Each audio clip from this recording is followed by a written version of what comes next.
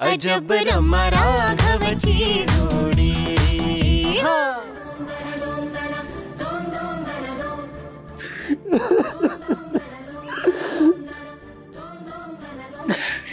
लहानपणापासून एकच स्वप्न होतं माझं, मोठं होऊन आबांसारखं बनायचं। आबांना 4 लोकांना सांगता यायला पाहिजे की अभिमानाने तो बघा, तो चाललाय, तो माझा मुलगा आहे राघव। सगळं उलट झालं रामा, सगळं।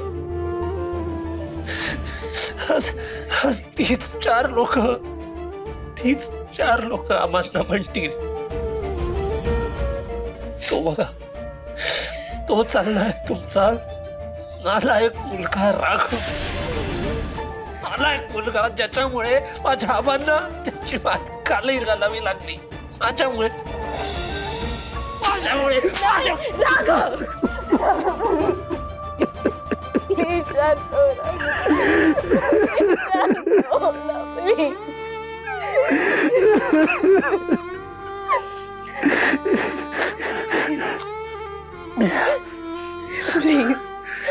प्लीज शांत राघव, प्लीज। शांतच वाटतंय आता, शांतच वाटतंय।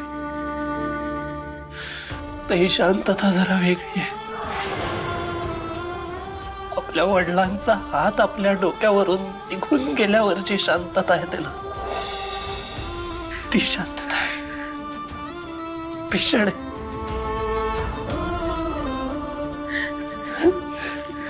राघव, तू विसरतोयस, राघव म्हणजे कोण?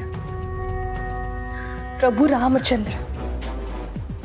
तुझ्यासोबत फक्त प्रभू रामचंद्रांचं नावच नाही तर अंकल गुरुजींचे संस्कार सुद्धा आहेत, त्यांच्या संस्कारांचा वारसा आहे तुझ्यासोबत। त्यामुळे तू कोणाचाच अपमान करूच शकत नाही। आतापर्यंत तू प्रत्येकाचा फक्त आणि फक्त आदरच केलाय,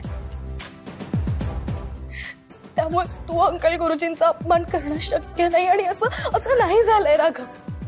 त्यामुळे तुला आता सावरायला हवं, स्वतःसाठी नाही, तुझ्या आबांसाठी सावरायला हवं राघव।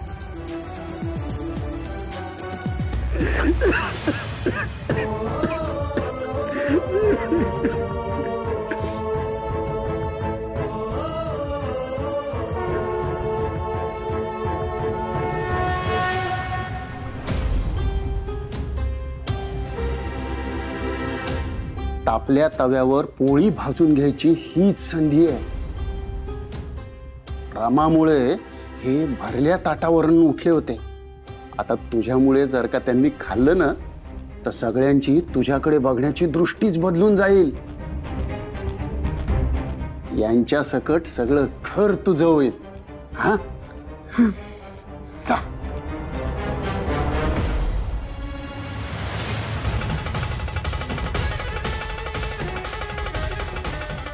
काका, तुम्ही काहीच खाल्लं नाहीये। माझे बाबा जर असे उपाशी राहिले असते तर मला सहन झालं असतं का? मी त्यांना जे सांगितलं असतं तेच तुम्हाला सांगण्याचं धाडस करते। जेवणावर राग काढू नका, प्लीज जेवून घ्या। बस, मला भूक नाहीये, एकदा सांगून कळत नाहीये का? आता तुला काय वेगळ्या भाषेत सांगायचं का? दी की तू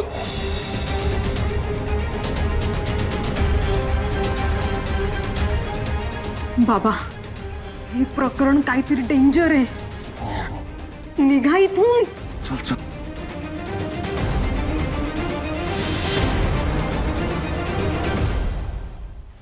नाही खाल्लं ना त्यांनी?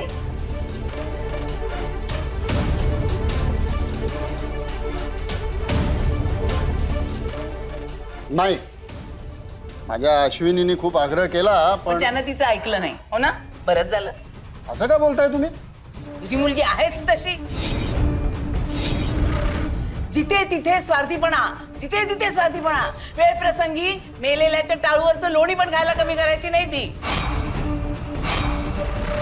आणि अशी स्वार्थी आणि लबाड मुलगी तुला सांभाळता येत नाही म्हणून आमच्या माथी मारतोयस, हो ना? आजी, मी ऐकून घेते म्हणून वाटेल ते बोलू नका. मी अजिबात ऐकून घेणार नाही. अगं तुझा बाप ऐकतोय, तुझं काय आहे? नाही, माझ्या मुलीच्या बाबतीत जर का तुम्ही असं बोलणार असाल ना तर मी सुद्धा ऐकून घेणार नाही. चल ग.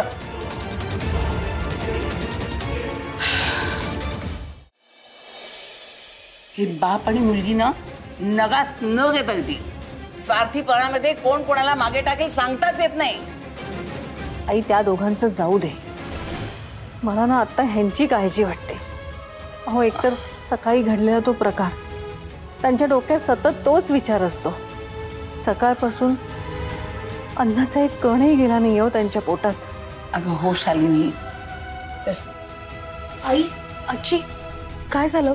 अंकल गुरुजी जेवले का? तो खोलीच्या बाहेर आला नाहीये आणि आम्हाला खोलीच्या आत जायची परवानगी नाहीये. कसं करणार? आजी हो, असं बोलून कसं चालेल? त्यांनी काही खाल्लं नाही तर त्यांना ऍसिडिटी होईल. शिवाय त्यांना त्यात गोळ्या सुद्धा घ्यायच्यात. त्यांना खावं तर लागेल, निदान 2 घास तरी खावे लागतील. ते तर आम्हालाही कळतंय, पण आता करायचं काय? त्यांना जेवणासाठी कसं तयार करायचं? वा,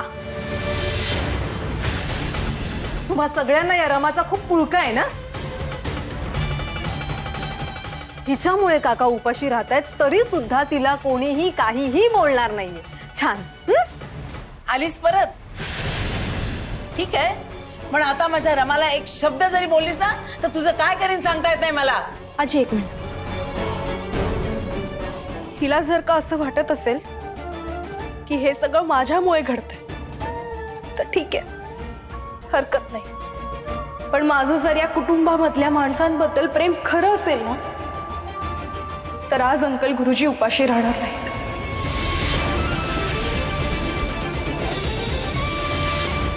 निदान 2 घास तरी ते नक्कीच खातील. अगं, असं झालं तर आम्हालाही तेच हवंय, हे खरं आहे. पण तू कुठल्या भरोशावर एवढं ठामपणे बोलतेस? आई, हे मी नाही, माझी देवावरची श्रद्धा बोलते.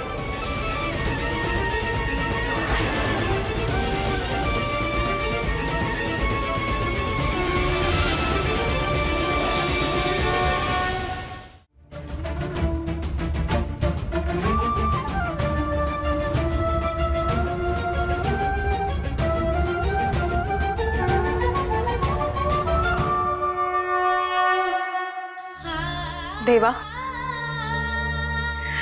अंकल गुरुजी मला म्हणाले होते, जर तू खरी असशील आणि तुझ्यावर कोणी अन्याय करत असेल तर तू देवाला शरण जा. त्याला तुझं म्हणणं सांग, तो तुझं ऐकून घेईल आणि तुला न्यायही देईल. म्हणून आज मी तुला रिक्वेस्ट करते, अंकल गुरुजी माझ्यामुळे उपाशी आहेत असा माझ्यावर आरोप केला जातोय. हे खोटं आहे आणि साफ खोटं आहे, हे तुला सुद्धा माहिती आहे. म्हणून मी नाही तर आता हे तू सिद्ध करून दाखवणारस. तू अंकल गुरुजींना स्वतःहून जेवायची बुद्धी देणारस आणि हा आता माझ्या श्रद्धेचा नाही तर तुझ्याही अस्तित्वाचा प्रश्न आहे. तुझ्याही अस्तित्वाचा प्रश्न आहे. तुझ्याही अस्तित्वाचा